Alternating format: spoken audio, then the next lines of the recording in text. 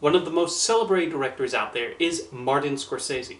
Since making his feature directing debut in 1967, he has given us several great movies of various genres and types, and has earned his place as a master filmmaker. He's certainly one of my favorites, and I always look forward to what he directs next. Through his particular style and the way he depicts his characters navigating the world, Scorsese brings his own flavor to the movies he directs that makes them a memorable experience. And I'm going to celebrate some of his finest accomplishments by naming my favorite movies of his, starting with Mean Streets. He had directed a few smaller films before, but this was the movie that put Martin Scorsese on the map. It was also his first time collaborating with Robert De Niro, and it's little surprise they would work together several times after that. There's a grittiness to the film as it explores these men in Little Italy and how they spend their days. There's a certain rhythm to the dialogue, with the actors handling the multi-layered and violent nature of these characters with ease. You never know when one of them is going to explode in a fit of rage. The main story thread of Mean Streets is the unusual friendship between Harvey Keitel's Charlie and De Niro's Johnny. There's an interesting contrast there, especially with Johnny being so reckless. Scorsese is always so good depicting these violent men, mainly by not shying away from how destructive their behavior is. The movie also features Scorsese's ability at picking the right songs that further enhance the world these characters reside in. Mean Streets is a knockout movie that shows the difficulties and risks that can come from joining the mafia, especially for young men still with a potentially bright future ahead of them. The Wolf of Wall Street. Depicting the rise and fall of Jordan Belfort, this movie really leans into the debauchery and excess of these Wall Street types and the joy they get out of making money. It's a wild ride that blasts through its 3 hours at incredible speed. Leonardo DiCaprio digs into the lead role with relish as he showcases Belfort's complete determination to get rich, even if it means breaking a lot of laws. With a clever and funny screenplay by Terrence Winter, the film successfully digs into how he and his employees at Strand Oakmont took advantage of the stock market to pad out their bank accounts. The movie's been accused of romanticizing Belfort and his cohorts, but like Scorsese so often does, the movie's very much a criticism of them and how the system allows them to keep conning people out of their money and get away with still living their lavish lifestyles even when in prison. The Wolf of Wall Street takes a sledgehammer to the American dream and depicts these fat cats for the greedy villains they are. Anyone who looks up to Jordan Belfort after watching this movie has completely missed the point, and I guess also fell asleep before the final act. And in the ultimate of ironies, the funding of this film led to a real-life corruption scandal, which only adds to what The Wolf of Wall Street is talking about. This is a highly entertaining movie, but also has a lot to say about how our money is treated by those in charge of the financial world.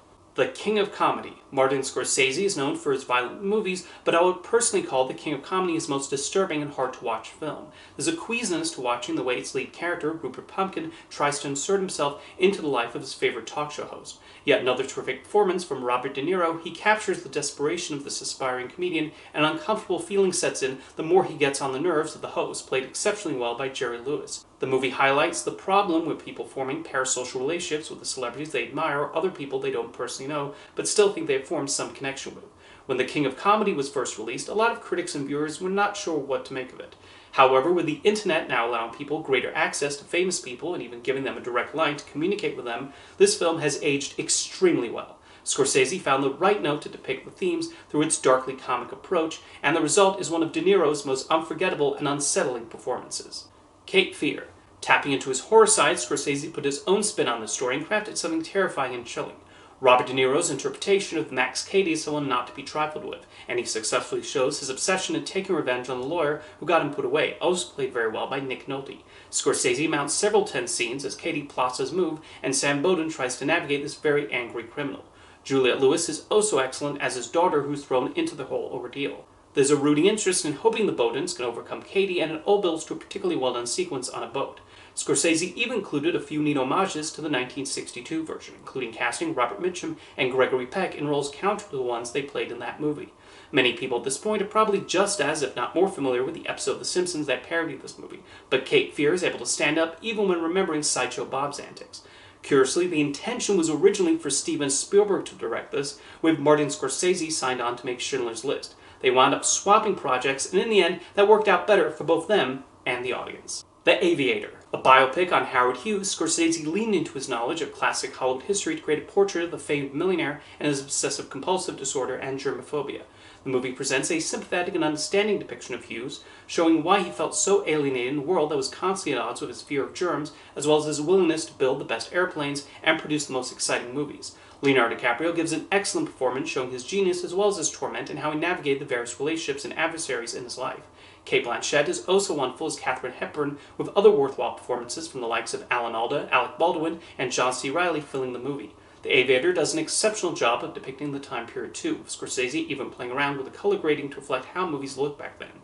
The set pieces are excellently directed, with an airplane crash serving as a highlight when a test flight goes wrong. The Aviator knows how to best approach this infamous Hollywood legend and understands the difficulties he faced navigating and trying to avoid things others barely thought about or took for granted. Hugo. Martin Scorsese's first family film, Hugo had the right mixture of adventure and wonder, while also incorporating his love for film preservation.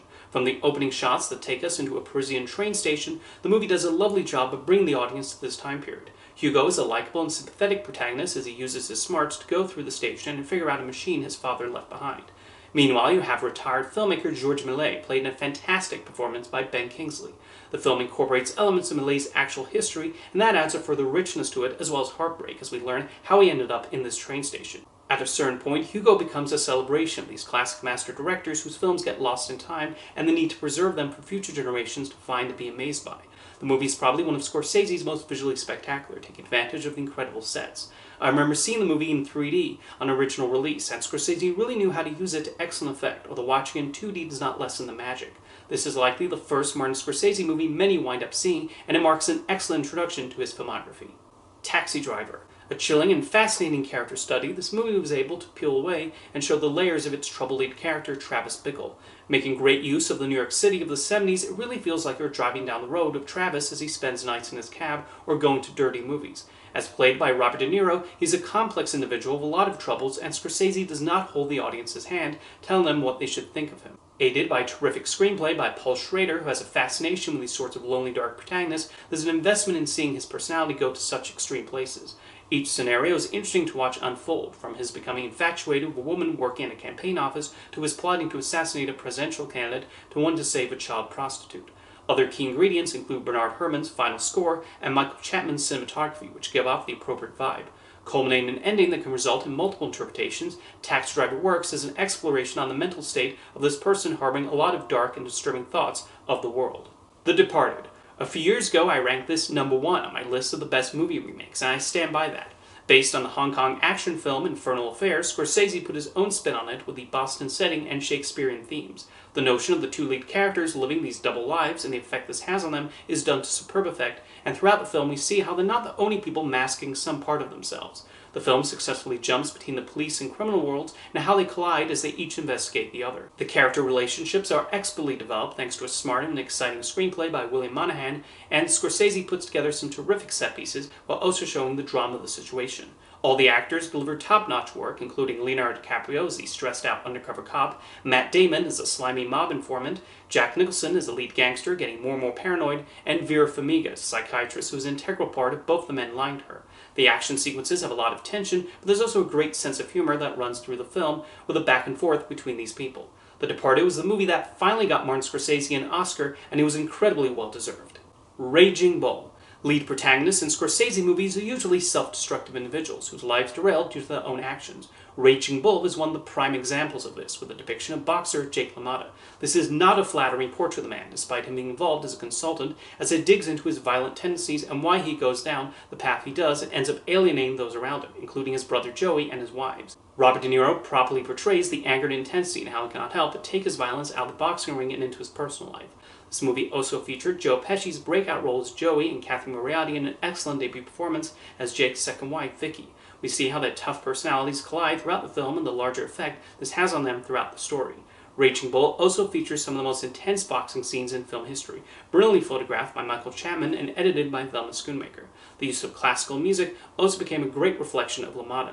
Like many of Scorsese films, the themes and images are not easy ones, but they're necessary in depicting the life of this damaged boxer who causes many of his own problems. And my number 1 favorite Martin Scorsese movie is Goodfellas. An obvious choice? Sure, but this film really has so many of the best qualities we associate with his work. In exploring the life of Henry Hill, it shows how he becomes roped into the mob life and how it came crashing down on him as his paranoia gets higher and higher. The film moves at an incredible clip but never sacrifices characters. We get to know all the people in Hill's life and their significance. It does not shy away from the violence of this lifestyle, especially when depicting the unhinged behavior of his closest associate Tommy, and the narration becomes a particularly clever device in telling the ins and outs of this world most of us will probably never inhabit. Scorsese mixes the shootout moments well with the casual conversations had by these gangsters, like the famous You Think I'm Funny scene and the talks between Henry and his mentor Jimmy Conway. The soundtrack choices are some of Scorsese's finest, and the ensemble, even those in bit roles, leave a memorable impression. Ray Liotta helps add further dimension to Henry, Joe Pesci is an explosive powder keg as Tommy, and Lorraine Bracco portrays Karen Hill's equal adoration and frustrations with her husband. By the end, it truly feels like you get to know these people and what led them down these violent paths.